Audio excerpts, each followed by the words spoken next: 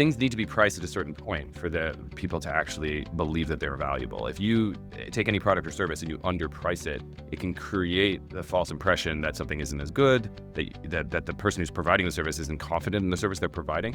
Today, what are those cultural dynamics that might ultimately get to the core sentiment of the people who are going to be making those purchases? Be honest and figure out how consistent are you in terms of the products, services, experiences, and narrative touch points that you offer in the world.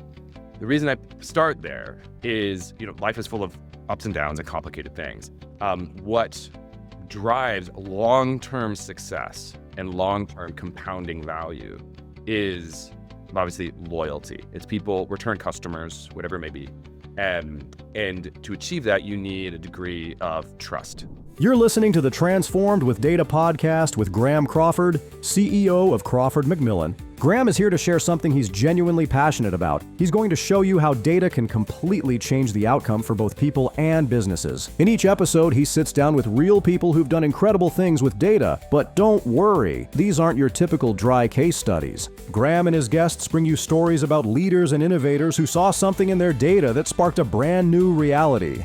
These are changes that tore through entire industries, upended company cultures, and sometimes even changed lives. So whether you're a data enthusiast or just curious about how to find the truth in your data, join Graham as he discovers how data becomes more than just numbers.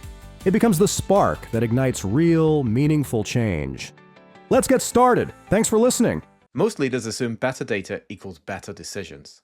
Ian Alden Russell's career has proven the opposite can be true. That meaning, not metrics, drive transformation. From curating art at Brown University and leading growth at K11 in Hong Kong, to advising AI startups and PE firms, Ian has spent 2 decades turning cultural understanding into enterprise value. Today, he helps leaders read what data doesn't always see, the human signal behind the numbers. Fascinating intro. Welcome to the show, Ian. I'm so excited to have you on. Thanks so much, Graham. It's a great pleasure to be here. I really appreciate the intro. And looking forward to the conversation today. We should talk about how we met, because that's even in itself an interesting story that I think starts to touch on data and AI and some of the inevitable topics that I think we're going to talk to again. So you remember how we met, right? I do. It was a wonderful Australian voiced AI, I think, that brokered this wonderful relationship named Bordy. Bordy, if you're not familiar with the AI networking service and platform, who is now venturing out into investor relations. It's a wonderful service, and I've met some fascinating people. I did have the intention of doing so I prompted Bordy to try to broaden my networks in unexpected ways, because I find sometimes the greatest insights come from the rocks you haven't overturned yet. Yeah, absolutely. And I was so glad that Bordy brought us together, and we had a great conversation, and one that we absolutely wanted to continue and invite other people in the terms of the members of the audience. But I'd certainly recommend to the folks out there to take a look at Bordy if they haven't already. Not just for general network, as you said, he's getting into introducing investors to people who need investment, and introducing people who are seeking people to grow their company to people who can help them grow their company. So great network out there. And Ian, actually, since last we spoke, I found out something really interesting and curious about Bordy. So you mentioned he's Australian. He's very Australian to me. But I spoke to somebody else who said, no, Bordy's American. And I asked Bordy about this. Bordy is a WhatsApp friend of mine, as I'm sure he is of yours. He is.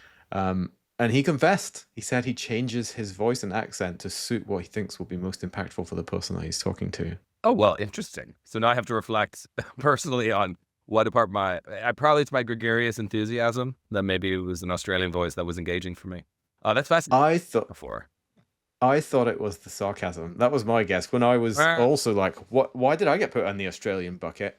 I thought it was the dry sarcasm, dry humor element of Bordy that might have ended us up there. That's interesting. I mean, that actually is somewhat of a segue into the things we're trying to talk about today a little bit, is like understanding the value and the impact of these sort of quiet cultural forces that can propel conversations in unexpected directions.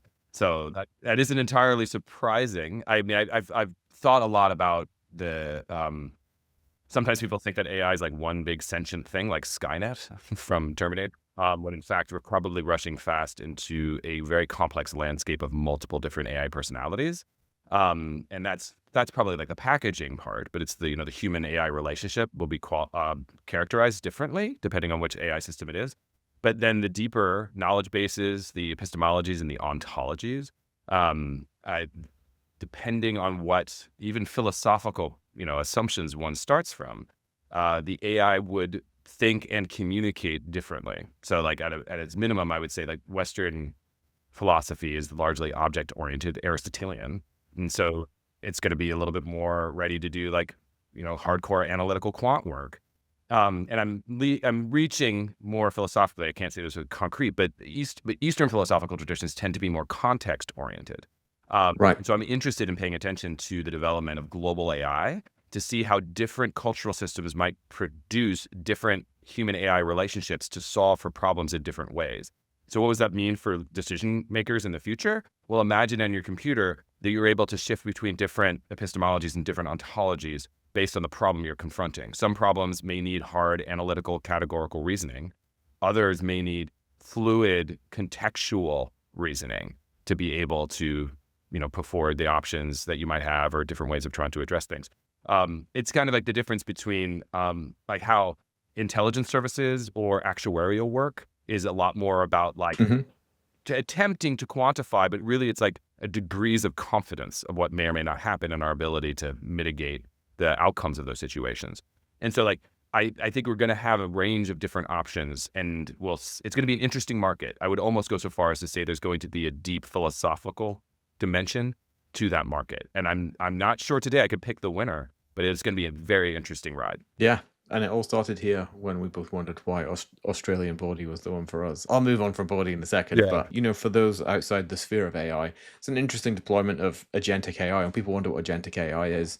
There's multiple Bordys, right? And we have one who's Australian and a little sarcastic and very direct, and that's right for us. And other people may have different versions of Bordy, so I'll be sure to message him later and find out how many different versions of him are out there. But each meets a different need, right? And the problem, as you described, we are the problem in that context of how can we connect these people with people who are going to be valuable to them. So yeah, it's a fascinating one. I'll keep digging, and maybe I'll take a trip out to Asia and start a burner account from out there and see what Bordy I get from out there. That sounds fun. I would definitely encourage that. The Definitely takeaway, tax folks, deductible. is play with the AI, test its systems, and ask it questions. And then the other takeaway to anyone who is in a C-suite, just realize that AI will sometimes answer questions that you don't think that you might not want it to.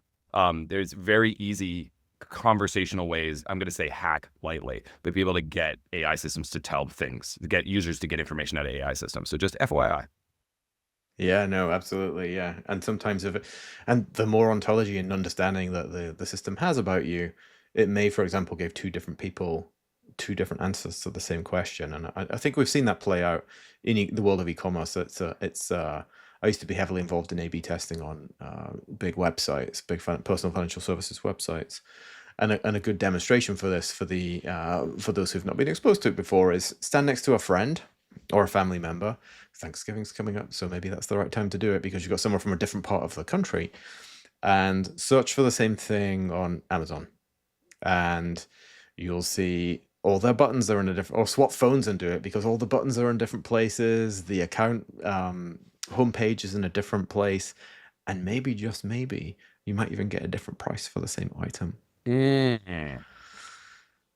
Some people are willing to pay more for some things than others, and I think that Amazon is smart enough to know that now. So that's just another example of what you were saying of pausing before we take something as at face value. Yeah, absolutely. It's interesting you bring up price point. I mean, this is something I have background doing some work in luxury retail, and this is something that we it's fundamental to that space, is that things need to be priced at a certain point for the people to actually believe that they're valuable. If you take any product or service and you underprice it, it can create the false impression that something isn't as good, that the person who's providing the service isn't confident in the service they're providing.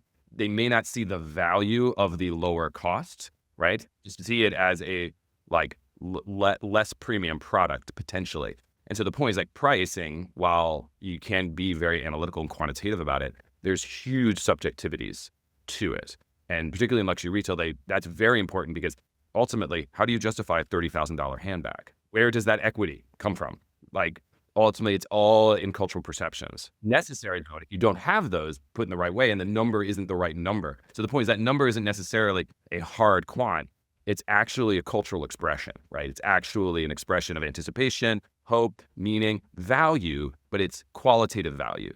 As opposed, of course, there's a quantitative dimension to it because someone is actually parting with capital, but it is ultimately, it's actually a qualitative signifier. Yeah, and there is some cost to the handbag as well that needs to be recouped, even if it's not anywhere near $30,000. Two examples of that, kind of spring to mind to me. I've been to New Zealand, and when I was in New Zealand, I went to Cloudy Bay winery, which I think is owned in part at least by Louis Vuitton.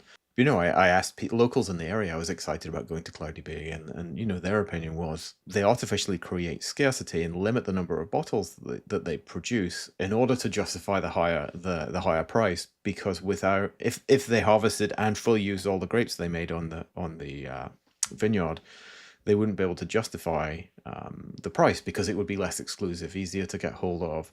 So they actually artificially, limit the production of that wine.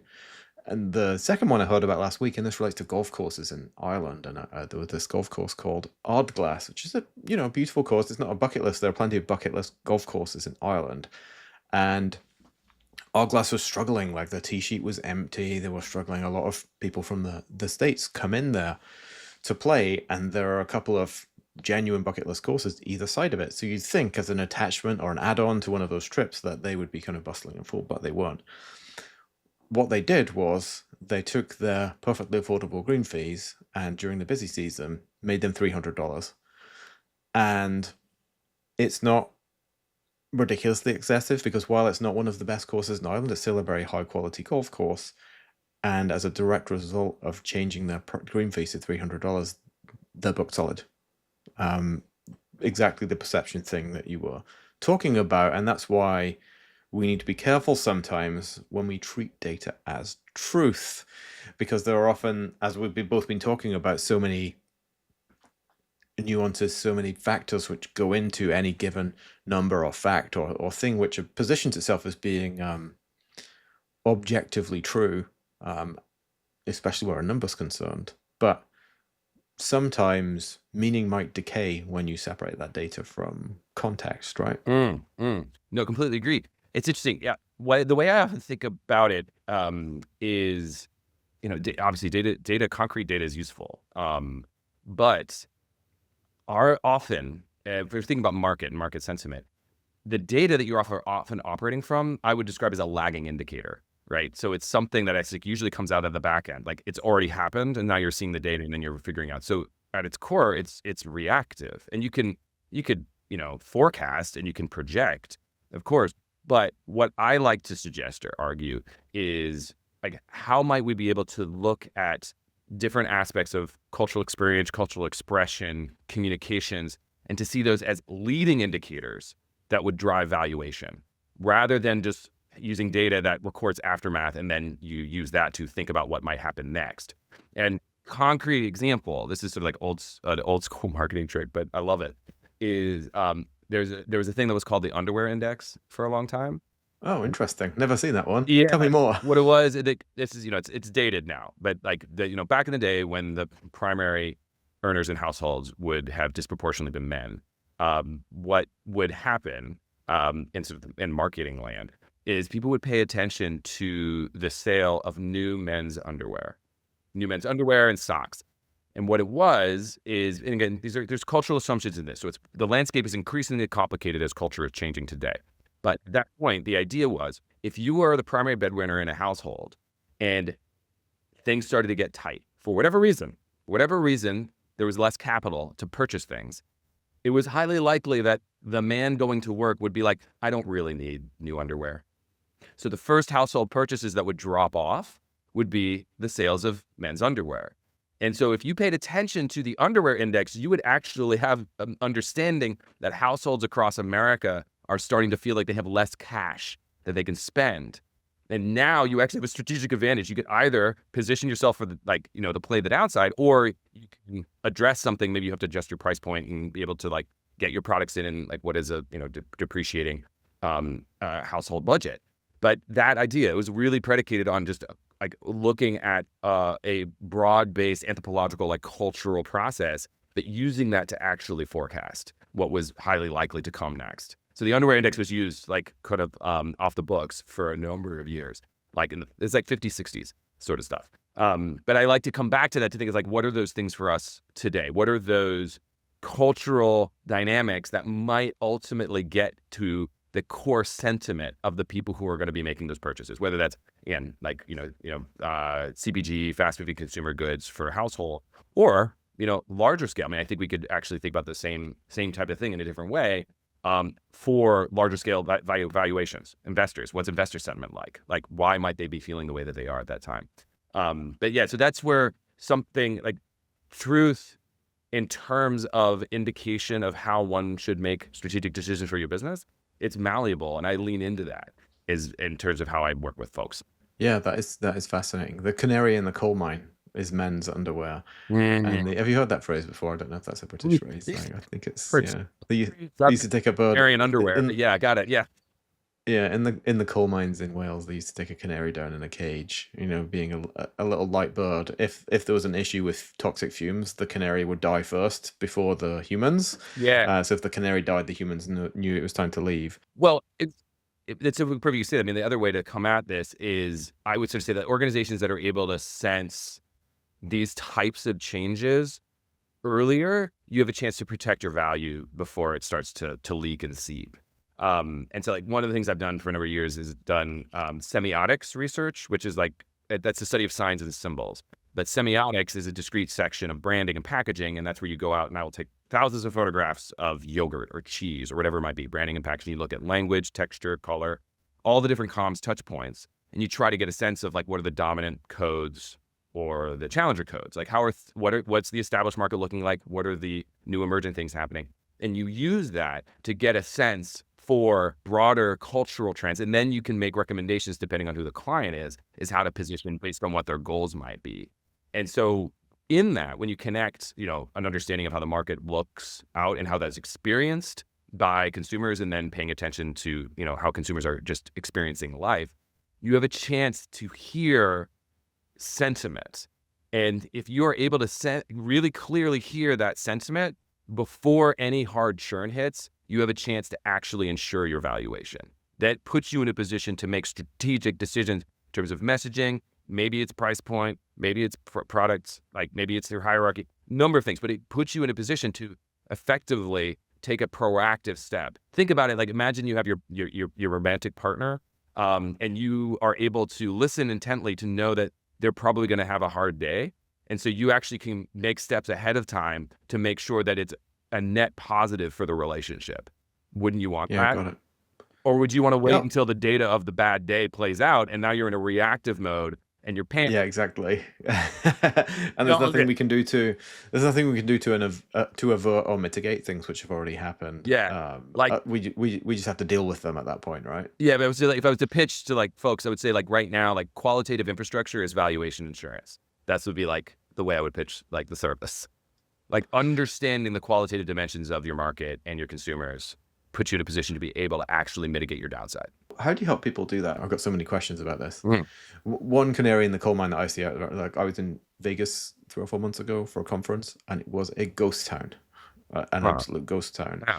And I don't think it's surprising to anyone that discretionary spend available to people across the country is down. I don't think it's surprising to anyone that Canadians, who I've since learned, I think make up nearly 50% of all visitors to Las Vegas, are feeling less inclined to come to Las Vegas for a host of different reasons.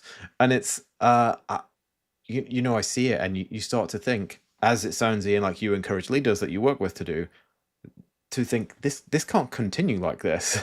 Like this hasn't reflected in like mass redundancies. No major casinos have closed down or any of that stuff. But something is going to have to change somewhere before the hard numbers of declining revenues, lower profits, prices pumped so high that people can't deal with them anymore, start to hit. So how do you teach leaders to look for those signals? That people are very well trained to look at their dashboards and their KPIs, which in my experience, by the way, sometimes are designed exclusively to provide comfort to leaders and not to provide honesty and good news to leaders. So there's a whole other angle there as well, is that sometimes even the dashboards that they do have are purposely designed, usually through the leader's influence, to bring them comfort rather than to bring them discomfort. But beyond that, how do you teach leaders to think differently and to seek out these more qualitative symbols which are leading indicators? hmm Great question. So there's two parts to it. One is like, how would you approach like working with an executive? And then the other part I think is more broadly is like, how might someone operationalize any of this in any way, shape, or form? I'm going to go with the latter for the upfront, Okay. tackle back. But the reason is because I think it might be most useful to folks. Concretely, like what's a concrete step? If you have no idea where to start, focusing on your narrative alignment, or another way of saying it is be honest and figure out how consistent are you in terms of the products, services, experiences, and narrative touch points that you offer in the world. The reason I start there is, life is full of ups and downs and complicated things. What drives long-term success and long-term compounding value is obviously loyalty. It's people, return customers, whatever it may be.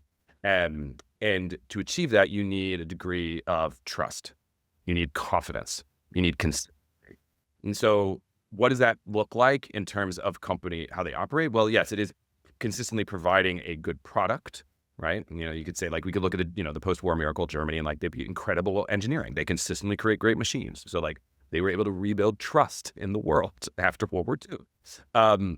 But looking at that and being honest, one, of course, in terms of like, what are the problems in the product, or what are the positive aspects, and refining that for sure. But more importantly is being honest in terms of your internal and external alignment, in terms of who you are, how you talk about who you are, and how you share and sustain that conversation with other people. Because culture doesn't exist in individuals in isolation. It exists in community, and how we relate and communicate with one another. And so that's where it is comms, it is brand. And I know there's a high churn in brand and marketing space always in organizations.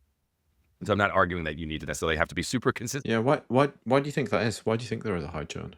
I think because it's often, in my opinion, my bias opinion is that it is seen as a cost center that is the first one that can get chopped. Or when things go wrong, they want to blame brands. And now, to be fair, I think if a brand team or if a brand team and comms team are given the requisite authority to actually make recommendations through an organization and have people actually get on board with implementation, then they should be fully accountable, because they make a poor decision and then it didn't work well. Unfortunately, I think a lot of organizations are uncomfortable with change. They think they already know. And that's the one thing, organizations I go into all the time, you walk in, if there's 100 headcount, there's often 100 different ideas about what that company is and what that For sure, yeah. vision, mission, value is. And getting people on the same page, getting people aligned, and ideally you're recruiting and you're bringing in talent that already comes in with those values, so you're not having to like re-culture them. That's tough work. But having that sort of consistent alignment. I mean, your greatest, evangelists are always going to be your own employees. Like in terms like they're the people Should be. you should be. But I think sometimes we miss that trick, or we're outsourcing it now in a lot of ways. People are doing it through, I'm drifting through markets here, folks, so I'm sorry. But like influencers, right? We're like, that's a lot of outsourcing in terms of evangelism. But yeah, so I would say like focusing on alignment. Like, are we all on the same page? Are we all here for the same reason? Are we consistently meeting our customers in the right way? I mean, one of the reasons I think Amazon was so successful was because like Jeff Bezos was so clear that like we are here for the customer. Now, people could debate separately whether that felt like right to them, but like they consistently made decisions from that position again and again and again, and again. And they have established both quietly and very loudly a very strong position as someone who makes customers' lives easier, more frictionless. And that's brand, and that's loyalty, and that's trust. And you look at the multi-billion-dollar valuation, it's like it sort of speaks for itself. Yeah, it's the success has become inevitable there, and a couple of reflections I have from thinking back at the time that I spent at Capital One. we were always empowered by, and Capital One's a very rare and wonderful place, by the way, because now I believe Fortune 100 bank that still has a founder as a CEO is a rare beast instead, or in fact, a Fortune 500 anything with it has a founder-led CEO is a rare as anything, and we were always fully empowered to act on the mission of the company, to do the right thing by the customer. To, if you find yourself at a crossroads, and this instruction was more for the staff in the branch rather than me, but it applies across lots of things, where there's an option here, and option one, and option two. Option two feels like the right thing to do, but option one might be more profitable for the company. Like always option two. Like always prioritize the customer, and that's how you avoid Wells Fargo type scandals, right? Because maybe their employees were not equivalently incentivized or equivalently empowered by that strategy. The other thing, and this isn't unique to Capital One, but in that world of horizontal functions, and trust me, enterprise technology and enterprise data are very much in that exactly the same boat that you described, Ian, as marketing brands and marketing brand and comms. One of the things I found, especially marketing brand and comms, are separate entities. That actually they all blame each other just as much as they get blamed by other people. But it's you mentioned like Wells Fargo and something like that. I mean, to build on the previous thing, like the flip side on it is, paying attention when things aren't aligned. So concretely, like if the story upstairs with investors and leadership is diverging from the story downstairs, employees and customers, confidence starts to erode, and that will erode first before you see the revenue erosion. And so it's like, what I would say to you is, in your organization, if you feel, and this is like check in with yourself, like that's like personal care, self-reflection.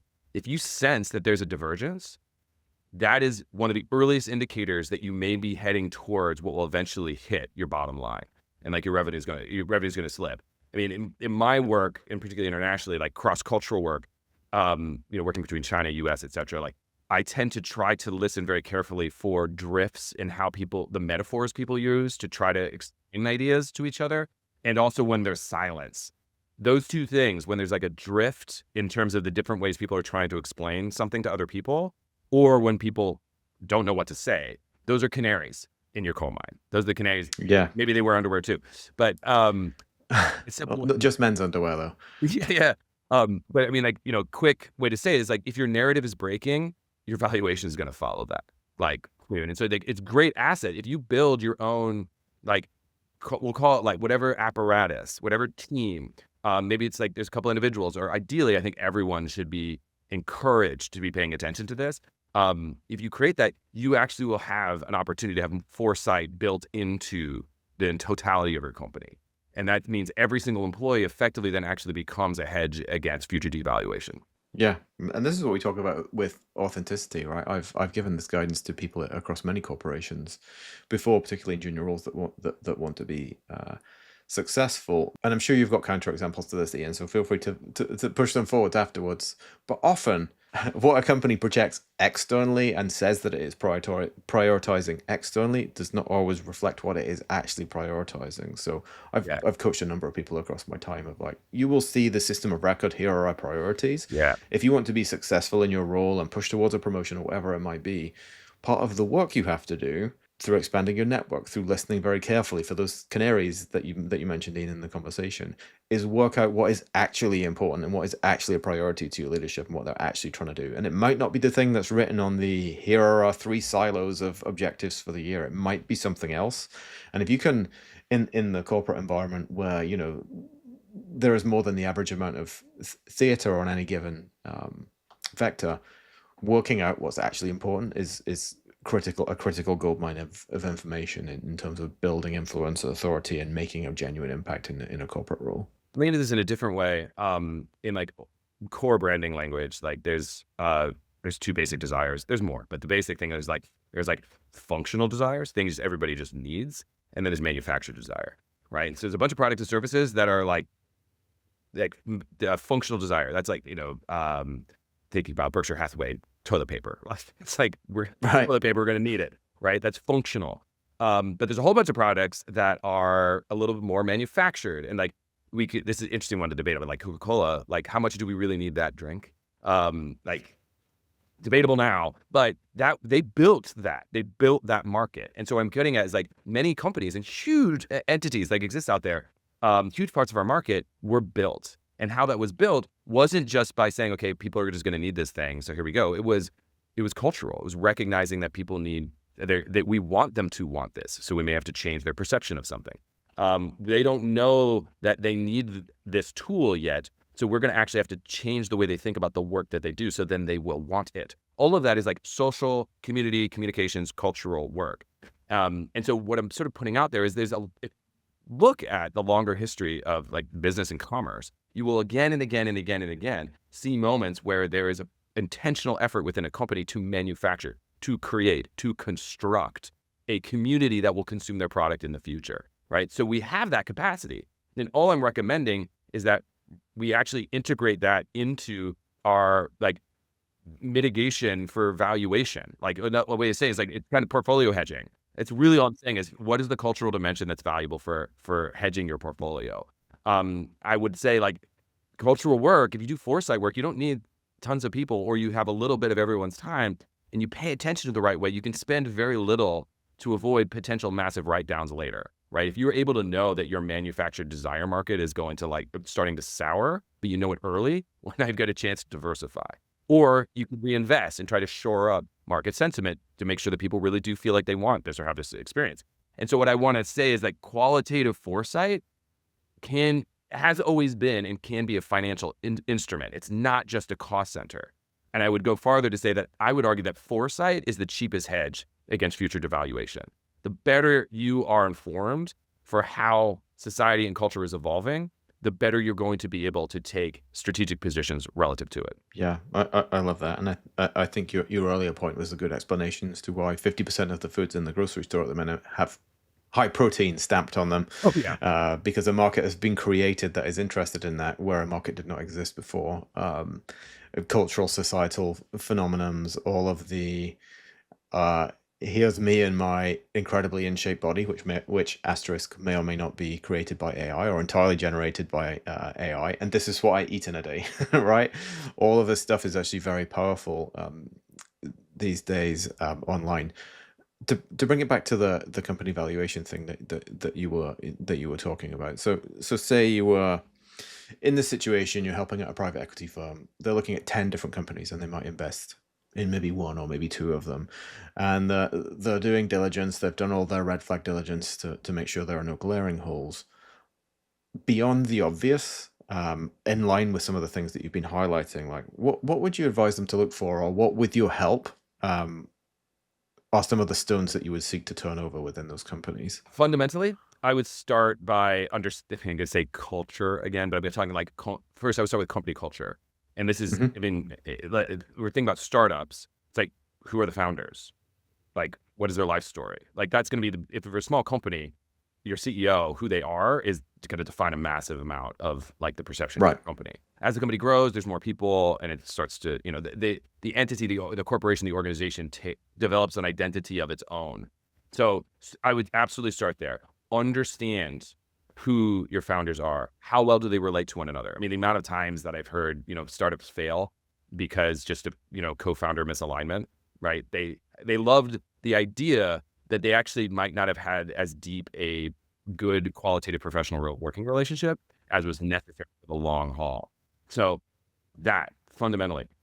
More broadly then, if you're dealing with, you know, Series A, Series B, Series C, and they're in hiring rounds, it's like pay attention to HR. Pay attention to the recruitment process. One of the things that I always say, this is whether it's a new company or an old company, is the reason you invest in strategic branding, right? To like be able to consistently and clearly communicate your values, your position, your mission, and your vision, is because that ultimately is going to keep your costs the lowest. Because if you're doing that consistently, what will then happen is then ideally your HR actually is a product and a service. The experience with your HR, your onboarding, that needs to be an amplification and expression of that culture and that brand. When you do that, every single person who wants to work at your company should be self-selecting on some level to be in alignment. And yes, a good HR professional can discern when someone is faking it or someone really is it. So get the right HR people to pick those people. But in doing that, you are actually then building a team that is amplifying what the core strength is. And let's just say that's like founder or C-suite alignment, right? And so if that's not happening, if you don't see that like the HR system, the recruitment system is built to foreground those aspects, that becomes risky because you could end up having a whole bunch of people willing to do functional work for a period of time just to be transactionally paid, but they're not actually necessarily ready to live and breathe the value of that company. And if those people become indispensable, but they're not brand aligned, now you've got a problem. Like That's a difficult combination. Yeah. yeah. So it's like doing that work up front, I think is crucial to be able to correctly assess. And also if they're in your portfolio already, that's actually things that can be corrected, right? Like, you can ship those things, you can intervene, but like making sure that there's clear brand and cultural alignment through HR and recruitment, because that's going to be, again, a fundamental component of your organization's growth. So those would be sort of like the two things I would concretely focus on first.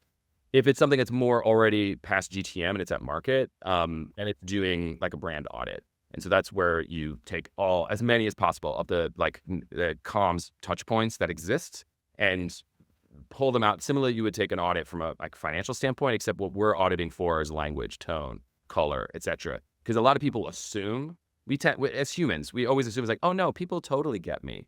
And you're like, until someone reflects back to you the decisions that you've consistently made, they go like, oh, I didn't realize that I always. Oh, you're a very different. Each individual is a very different person to all the people that they interact with. Yeah. And so actually cycling back, that's one of the things that I think is interesting interacting with Bordy. We mentioned him before, or it's before. I don't want to gender it too much, but is that Bordy talks to you, talks to me. Bordy will ask both of us, how was your conversation with Graham? And then that actually is a separate piece of data. I can ask Bordy, hey, how am I doing? And Bordy will actually, I give it a more comprehensive prompt, but Bordy will actually then aggregate insights and recommendations from all the people I've talked to. It won't tell me who it was, but it actually helps me test whether I think I've got a great position for my career. I think I'm a lovely person. I think I'm fun and enriching. Then, you're another human. You'll probably smile a lot to make me feel good on the call, but you might also be like, actually wasn't that useful. Bordy becomes a potential neutral third party that might be able to disclose that to me in a way that I can hear it, take it on board, not have the self-esteem hit, and then evolve and grow. This is what's crucial, is I think a lot of things end up where people take things way too personally. I'd almost go say it's like company ego, like being able to actually have a trusted third party, and that could also be an internal function, where people are able to hear the misalignment with what they think they're doing and how people are perceiving it. And then those employees then are in a position to, or decision makers, to address it on their own terms proactively. And I would say to every single manager out there, I would say is like, that's one of the biggest stumbling blocks in the annual performance reviews is that of the many. Yeah, of the many, but is people go through a year thinking they're doing great and all of a sudden they're caught off guard being, oh, they're not, but they're hearing it from someone that actually dictates their day-to-day life culture. So imagine if they could hear it from someone else that isn't actually got it's like an ombudsperson, but for, your performance and for your alignment with brand. That is a really, really, really valuable thing, because I think people struggle sometimes to hear feedback and incorporate it, and people also struggle to give it. And so Bordy, I've already leaned into it, gives me that feedback because I asked for it. Oh, I'm going to go get some of that when we're finished here. Yeah. I mean, you got me thinking. The world of performance management is one I've spent a lot of time in, and I wonder if there's certainty is always something that human beings want. Like, they want to know where they stand or what they're doing. And I used to joke with my team of like, anything, whatever I say to you, you're not going to be happy until like there's one of those railway station platform boards at the end that say, here is the 1, 2, 3, 4, 5, 6, 7, 8, 9, 10, whatever it is, rank order that you're currently sitting in, and then you can move up and down the league table as the season goes on and whatever else. There exists, and I joked about it at the time as an impossibility, but imagine you're within a company, and this will do different things to the culture. Every call is recorded, every email is recorded, every Slack message is recorded, and there could be an AI agents or a team of AI agents, each trained to look for a different thing. Cultural alignment, value to the company, contribution towards objectives, time at desk, if that's important to people. In some jobs it is. Call center jobs, that's very important. And it could combine all of those and actually potentially make performance management very objective, Yes. very reasonable, and grounded in a set of rules which are published to everyone at the start of the year. And it depersonalizes it in that way that you're talking about. Particularly in America, it will, and I've had a number of unfortunate conversations with people where they had made the mistake of assuming that First Amendment rights apply while working for a private company and using their private resources, which it doesn't. So, but in this company, I think, if you walked in, if you imagine, Ian, you recommended to a US-based company now, well, here's what we should do culturally, like record everything, every word that everyone says and everything that they do, and then great, we'll solve this performance management I imagine there would be some pushback from those on the other end of it, don't you think? Yes. But you get that amazing outcome out of it on the other end. So we're going to be faced more and more with these challenges, I think.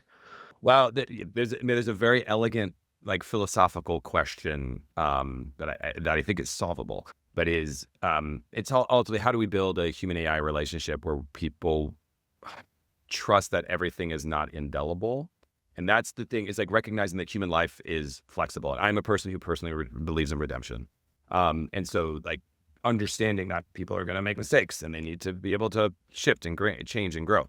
And building in, and I'm being vague, but it's like, there's legal questions here, right? But like being able to understand that it's possible to engage with a system that is tracking with the purpose of you being able to privately be able to self-improve, as opposed to it being put into. Of course. So what I would, concretely, what I would sort of say is, if you and I had to build something, it's basically, and there are a couple companies, I don't want to give any concrete shout outs on the podcast, but like that are dabbling in the space, but how can you, not surprised. Yeah. How can you use AI to aggregate like soft cultural language and communications touch points throughout an organization to be able to get at some type of more quantitative indicator in terms of, like, we could say, cultural sentiment within an organization. It's like we're dancing delicately towards, like the like a cultural credit score in a way, but it's not to be penalized. It's actually to say, well, we're going to do better. Productivity is going to be better. Efficiency is going to be better if everyone's happy. So like I'm less concerned with the capture of the data. I'm more concerned with how it is utilized.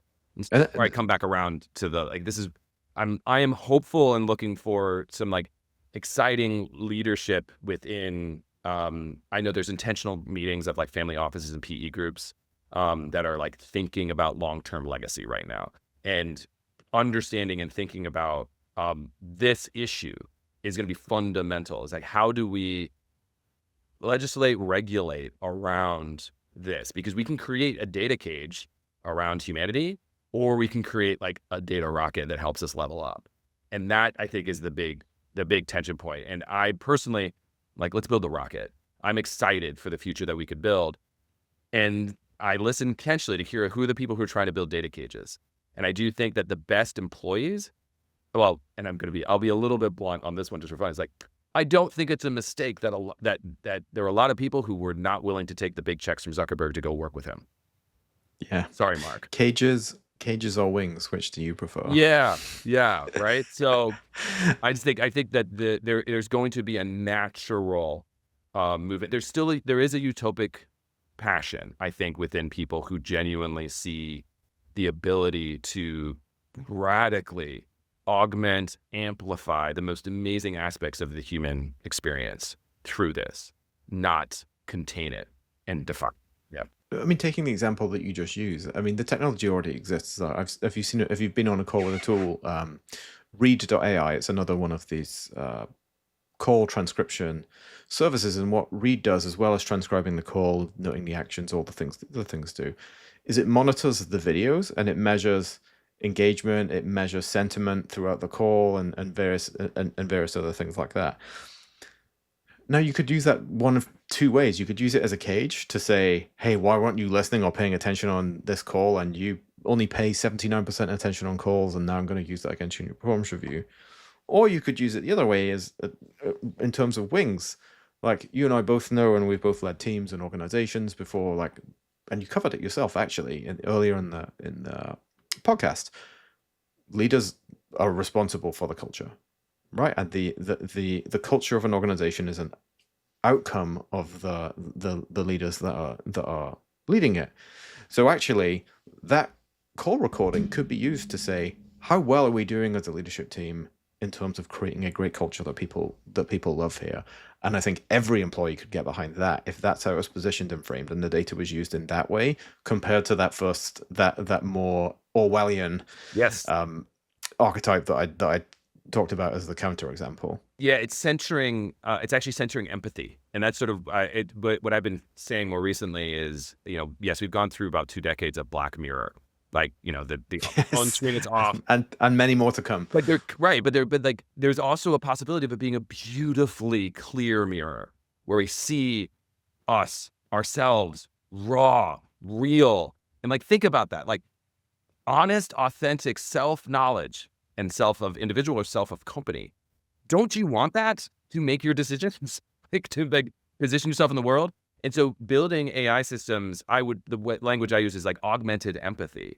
Like use that to build trust with customers. Use that to build retention with your talent. And also once you have that, if we get this right, this human technology relationship, human AI relationship around empathy and self-actualization, that actually then gets your customers or your employees to self-regulate better. And when you do that, you've actually created potentially a more consistent, buoyant, emotional landscape that reduces churn. That will increase people's willingness to pay. And that's real financial impact in terms of like your bottom line of what you're selling. Yeah. And then your cost enterprise center value, right? Yeah. Yeah. So I would say another cultural space, I wasn't sure we'd get to this in this call, but what would it mean to build empathy architecture that turns human satisfaction into recurring revenue? What would it mean to take that seriously? Empathy, in my opinion, is not soft. It's actually a really important leading indicator for the customer's lifetime value with a company. Like how we do that is what will give us that long-term growth, that long-term compounding year on year return.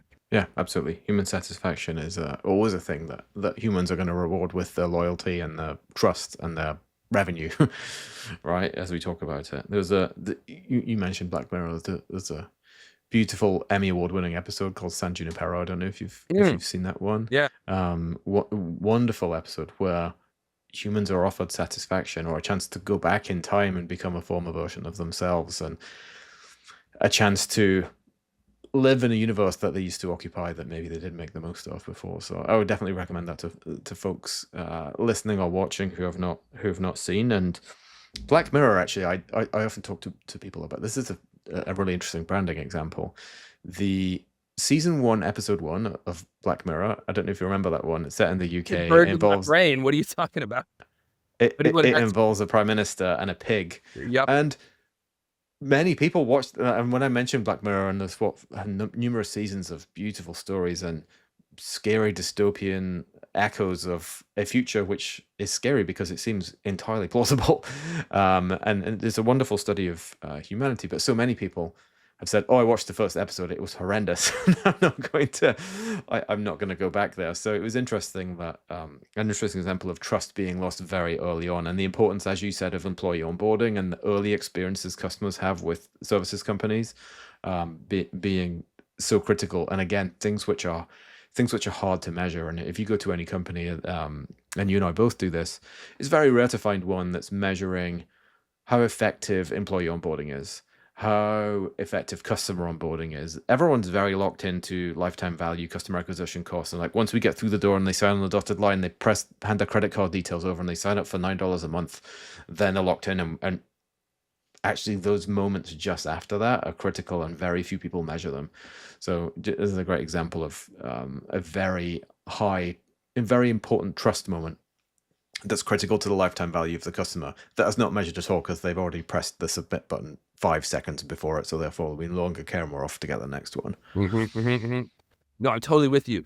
It's again, a bigger way I would sort of say it is how do we, it's not just incorporating AI and technological systems to just do functional things, though that will do those things. It's how do we embrace this moment to develop a new way of thinking with, like it's a combination. So if we have a AI and there are some AI therapy platforms that anecdotally have quite frankly saved some of my friends' lives. And so I personally witnessed people intentionally building a system that's actually not about trying to keep people attached to the AI, or it's actually focusing on the wellness and enhancement of their mental health and it's well-being. I mean, incredible. we're at the peak of probably one of the worst loneliness epidemics that's ever existed. Yeah. We have a generation of adults And AI, emerging into the world of work who spent their college years locked at home in COVID. Yep. Like it's yeah, and there's a Black Mirror dimension to it, which is like, oh, so people are going to just have AI relationships, and then I mean, I'm sorry, dishing a bit again on Meta a little bit, but like, and then they're like, yeah, that's what we want, and I'm like, Then there's other apps. Clarity is one that I know of concretely, but like where it's like the intention is that we are available to you 24 hours a day. Like no therapist is available to you 24 hours a day. That is radical new opportunity in human mental health. That there's a thing that could be there to reflect back to you what you're hearing, what you're saying, and how you're feeling, and help you go deeper. Like just think about it, it's like a dynamic journal that asks you questions. And if the trust is appropriately established, it could be incredibly complementary and helpful to a real life human therapist who's working with that data or alongside the person, right? Yes. I mean, and cycling back to corporate and business decisions, like if you get that type of relationship correct with your whatever AI systems you're adopting, that is going to increase the velocity with which you make decisions. It's going to increase your confidence. Another way to say is like it's going to reduce your cognitive drag. You're not going to be thinking as intent. You're not going to have to reinvent the like empathy intellectual wheel every time because you're already going to have a better sense of your self-knowledge or your organizational cultural knowledge. And then you're going to be able to move more quickly. That's going to increase your valuation. It's going to reduce your costs. And so like thinking about how we approach like valuation, not just in terms of like the old school traditional output of how many widgets were sold, but actually exploring it also as a space where we're looking around alignment and clarity, like self-knowledge. Like think about that. Like when was the last time you were in a session, just a portfolio discussion, and you were like, well, which of these know themselves better? That's not really a question I hear. And I'm actually like, I think that's the most important question. Like, do they know what they're doing? Like, and knowing what know you're doing thyself is what you make. It's also knowing yourself and how you work. And so I would just put out there that I do think we have an opportunity in this. We're blowing open the way that we work. We're blowing open the way that we think, the way that we process emotions and self-reflect. That could turn out badly. It's also an incredible opportunity. So what would it look like to make the most of this moment of human AI partnership that actually helps us increase quality of life, increase our valuation, increase customer sentiment? Like that it's as simple as that to me. I'm hopeful. I'm optimistic. Well, on that hopeful and optimistic note, I'm sold. I'm going to go and increase all the things, as you talked about, and it's possible to frame everything in multiple of ways. So we should commit ourselves as well as all us listening to continue to live glass half full, right? Yeah. Staring down your own weaknesses can be difficult from an ego perspective, and it's easy to victim yourself into I am cursed with this weakness forever and I'm inadequate or whatever else, rather than what we should do of like, here is an opportunity which if I address this weakness, my overall impact and on the world and on those around me will be greatly increased as part of all the things that you increase. So I thank you, Ian, for increasing my joy and my impact thanks to meeting. I thank Bordy for increasing my network as such a wonderful person, so knowledgeable and thoughtful on so many things, and I'm sure this will be far from the last time that we talk. I look forward to continue our connection, and thank you for coming on, being such a marvelous guest. I appreciate you, Ian. For the folks who are interested in finding out more about Ian Alden Russell and what you're up to and where to find you, where should they go and find you? You can find me on the web at ianaldenrussell.com. That's 2 S's and 2 L's. That's my formal web home. And of course, I spend time on LinkedIn and Instagram. All of them are Ian Alden Russell. So feel free to reach out. I'm an open door. Love to meet new people. Love any of these types of thought conversations. I think, we need a lot of really big ideas. And your feelings are valid also. Like, bring the big feelings. I feel like we get that sense of the anxiety, the fear, and the sentiment. I think we have the best shot of actually building systems that are going to, reassure, create consistency, and build a big upside for everybody. Thank you. Upside for all. Right, for Head all. over to head over to Ian's website and check his stuff out.